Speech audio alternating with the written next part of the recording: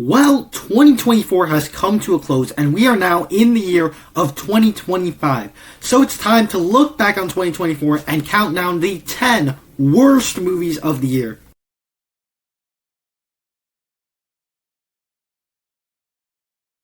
Hi, my name is Nathan. I talk about a lot of movies on this channel. If you're new here, down below in the comment section, share your picks for the 10 worst movies of the year over on my channel. I have more content like this. Check those out once this video is over. If you enjoyed the video, click the like button. Be sure to subscribe because that really does help a lot. With all that said, let's just get straight into the ranking.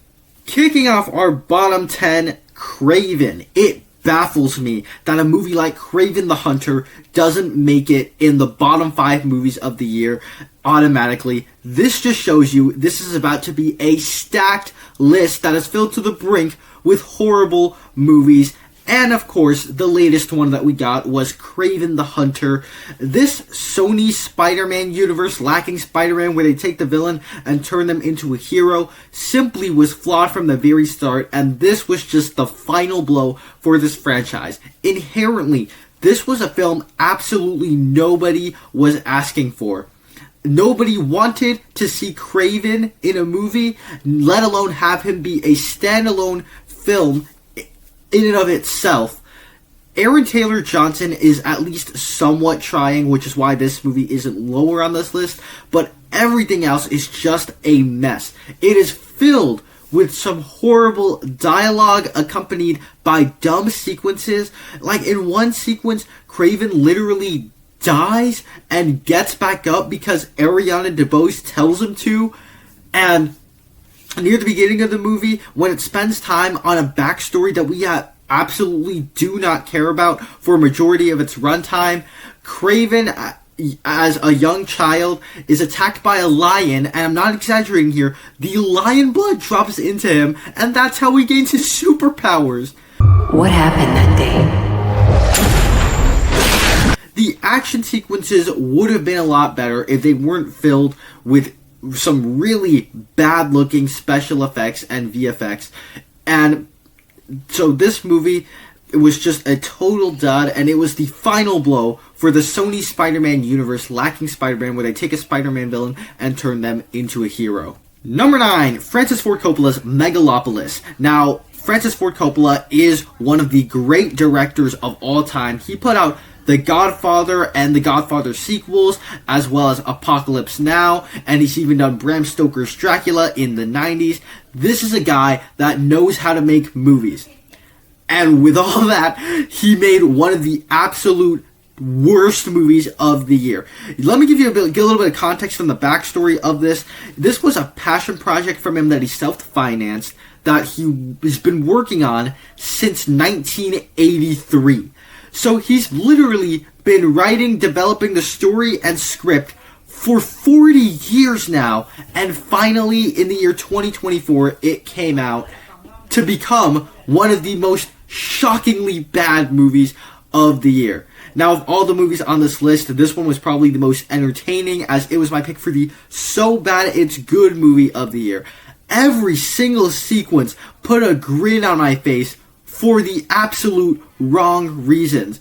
There are some bonkers performances in here, especially from Shia LaBeouf, but even from the side characters like Aubrey Plaza and Adam Driver in the lead. The dialogue here is really, really bad. Entitles me? Yes.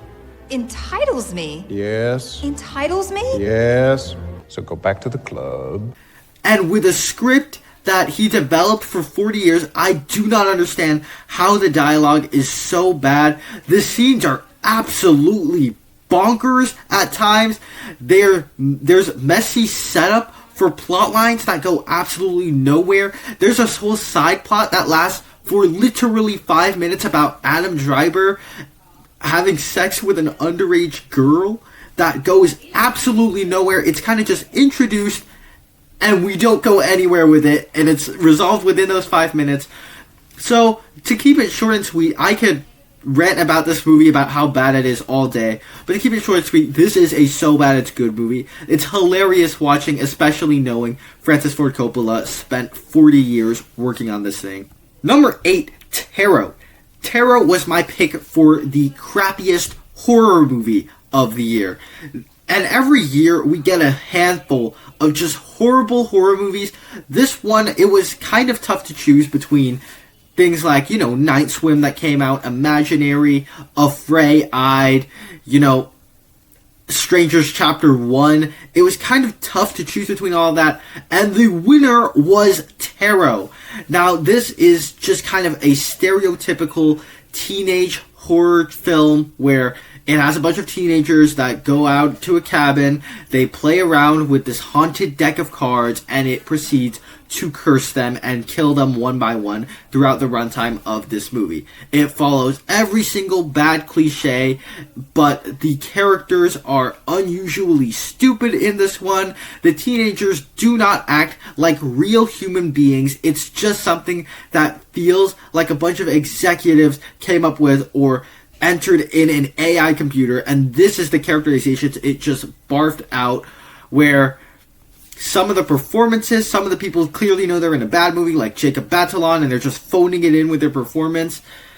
And there's even sort of like, it follows the cliche even of an old woman in the middle of a cabin that delivers exposition. I am shocked! Shocked! Well, not that shocked. It's just a terrible movie, and it's not really a fun bad horror movie either. It's just a bad horror movie, and this was a year full of bad horror movies. I could have gone with Imaginary, and with Night Swim, with Afraid-Eyed, and with Strangers Chapter 1, and I think there's even more on the way, like Russell Crowe's The Exorcism. I could have gone with any of those.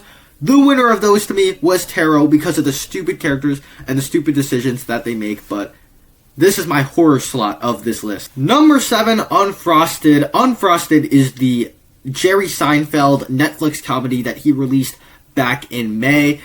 And to call this movie a comedy is, I'm using the word comedy very loosely there. This comedy is just very hard to sit through. Now, I don't know that if it was actually that bad of a film, or if I just watched it in a very bad context, but this movie was just really tough to sit through. The context in which I watched it was that back in May, me and my family took a vacation to San Francisco.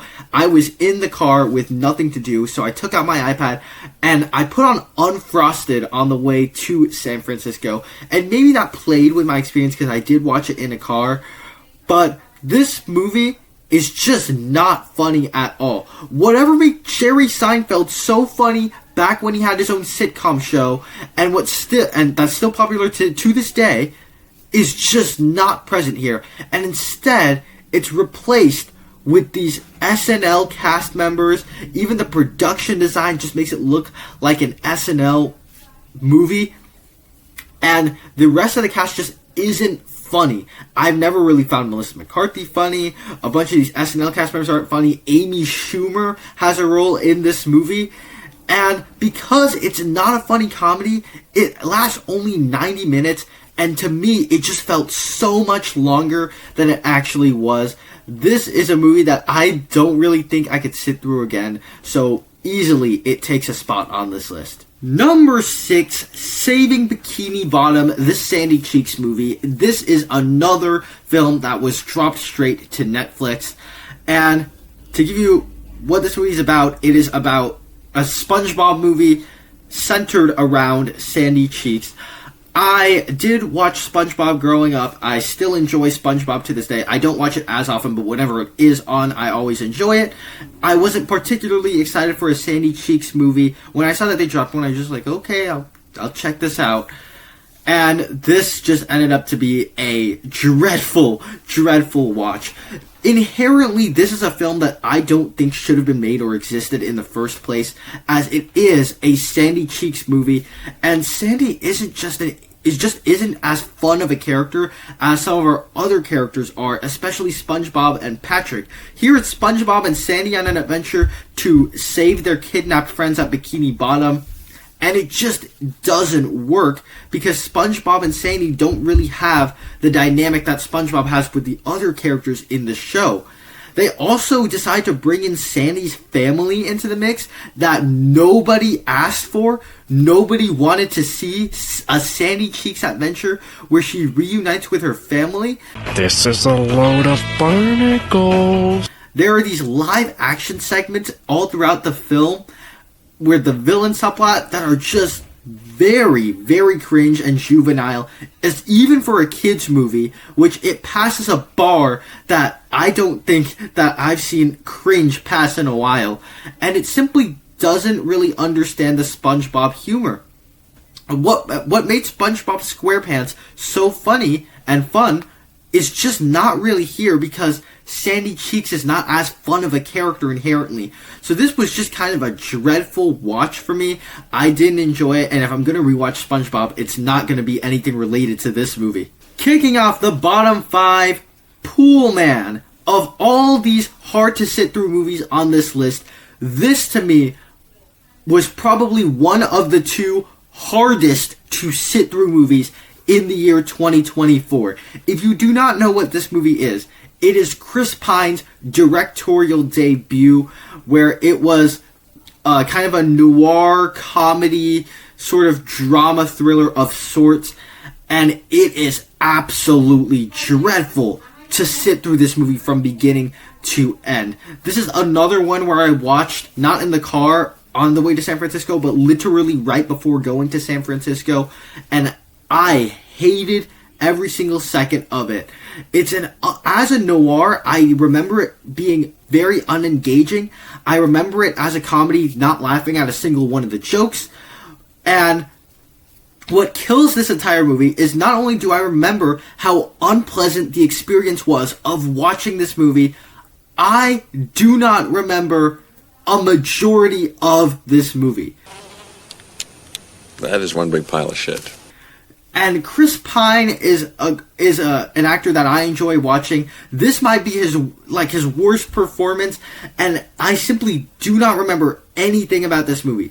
The plot, the ending, the beginning, the middle, I simply don't remember anything. Not only was it an unenjoyable experience, it was a very forgettable movie, which just pushes this movie all the way to the bottom 5, and that's not a good sign.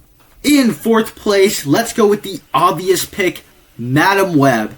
This is clearly a very cynical project. Like I mentioned previously with Craven, this is another one of these movies in the Sony Spider-Man universe, lacking Spider-Man, where they take the Spider-Man villain and turn them into a hero. And the worst of this universe is Madam Web. This universe, like I said, was just very faulty from the start, where they tried to milk out the rights that Sony had to Spider-Man, thus making a Spider-Man villain universe that's lacking Spider-Man, where the villains are the heroes. And Madam Web is the worst of the bunch. The actors in this movie clearly don't want to be there. You definitely did not see me in Madam Web. Without sound, we wouldn't have been able to hear such classic lines as, "You're gonna need a bigger boat." He was in the Amazon with my mother when she was researching spiders just before she died. They're just phoning it in with every line that they're given. The characters themselves are forgettable. The villain is uninteresting. And there's so much unbelievable, baffling product placement where Dakota Johnson in this movie is just playing around with a Pepsi can and not actually opening it or drinking it. The main villain gets crushed by a Pepsi sign, and that's how he's destroyed. There's some bad ad-libbing and dubbing of lines and post-production. It simply exists to set up the future of the Sony Spider-Man universe, lacking Spider-Man, where they take a villain and turn them into a hero. Only that's not going to happen because this universe ended with Craven. The plot here is just totally forgettable, and this movie is just, there's nothing to enjoy about it. The performances, the action I don't remember. There's absolutely nothing to enjoy about watching Madam Web. In 3rd worst place, Rebel Moon Part 2, The Scargiver, a pretentious Zack Snyder film made for pretentious Zack Snyder fans. This is a film that simply doesn't work. Zack Snyder first announced these Rebel Moon movies, and he pitched them over to Lucasfilm for being Star Wars movies, but they turned them down, so he turned them into these standalone movies that dropped onto Netflix. But the way that they dropped it just makes this feel like such a cynical set of movies to drop on Netflix. And the movie itself isn't really all that good either. This movie has a distracting, unusually long overuse of slow-mo. There is so much slow-mo in Zack Snyder movies, but nowhere is it more distracting and apparent than in Rebel Moon Part 2. It also just takes a really long time to get going, as it's like an over 2-hour movie, and the first 50 minutes are just showing the characters back at home, slow-motion farming sequences, and these bizarre slow-mo shots. I can't stop talking about the slow-mo that is used in this movie. What just kills this movie and this franchise is that the characters are so bland and forgettable, and you do not remember or care about a single one of them. None of them really go on that big of a journey. It's just kind of a Bug's Life if it were a bad sci-fi movie. It's not compelling, it's not interesting, and it leaves you, by the end of watching these movies, feeling totally empty. And the way that they release these movies just makes them feel cynical. They release these PG-13 cuts of Rebel Moon, and then they release the director's cuts literally only just mere months after the PG-13 cuts, meaning that it feels like Zack Snyder's trying to just manufacture a protest in releasing the Snyder Cut, because that works so well with Zack Snyder's Justice League. Why are you the way that you are? I hate so much about the things that you choose to be. The way they did this makes it so cynical, and I just do not... These are not very good movies, but the cynical attempt at trying to manufacture these fan service, release the Snyder Cut movements just kills these movies for me. Dishonorable number 2, Megamind and the Doom Syndicate. Now, I don't really have much to say about this movie. Anybody with eyes would probably say this is the worst movie of the year. And actually, I think this one and my number 1 are actually kind of tied for the worst movie of the year. But I think I was more sort of bothered and offended by the movie lower on this list. Now, this along with Pool Man are the two I was talking about where they were the hard to sit through films of the year. This was absolutely the other one. It's just a cheap cash grab for Peacock. They announced they were doing a Megamind sequel. We all got excited. They dropped the trailer, and it made it very clear this was just a cash grab that would be farted out onto Peacock. And so everything about it is just so cheap.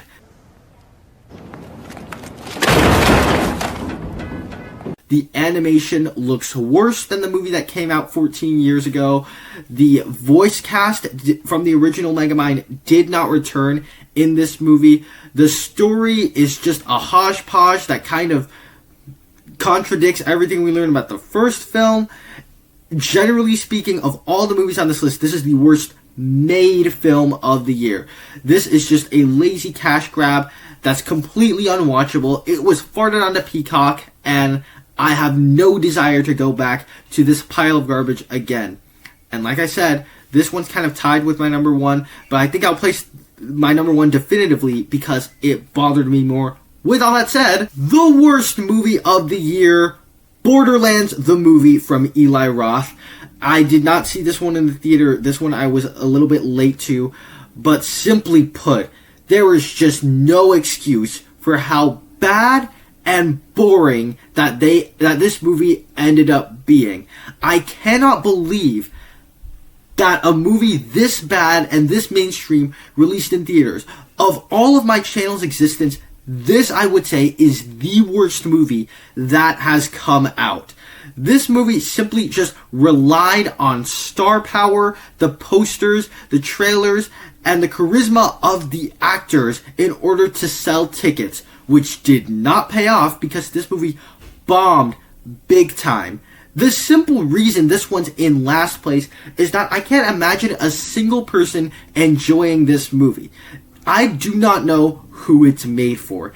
This movie, if you are a Borderlands fan, then you might be offended by this movie because it's nothing like the games. The core component of Borderlands, which is the guns, it does not utilize correctly. As a movie, if you're somebody that loves movies like me, this movie is horrible, The actors have no chemistry with each other. The characters have no chemistry with each other. The jokes and the humor, absolutely, all of it just falls flat on its face. It involves, like, Claptrap being absolutely annoying throughout the runtime of the movie and lazy poop jokes. I can't go if you're looking at me. Oops, actually, scrap that. It asked for a $100 million big blockbuster film. It just looks awful. The color scheme is off. There's some obvious green screen in certain sequences.